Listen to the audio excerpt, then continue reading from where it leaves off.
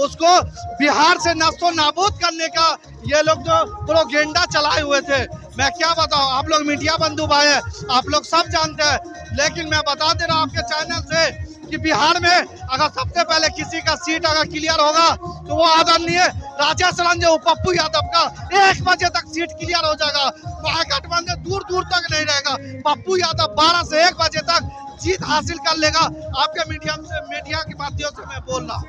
और पप्पू यादव के को जो छल करने की कोशिश किया गया, आप सब भैया लोग हैं, सबसे आप लोग बाइट ले लीजिए। और मैं बस यह कि यहाँ मैं आया हूँ जो तो वो तो समझ लीजिए, वोट तो मैं फातमी साहब को ही दूंगा, लेकिन मैं अपना दुख। पप्पू एक सेकंड, पप्पू यादव से प्यार है, वहाँ आप महागठबंधन को बोल रहे हैं फ्रॉड किया क्योंकि कांग्रेस का वो विलय किया, यहाँ आप अली असगर फातमी को प्रमोट कर रहे हैं, कैसे?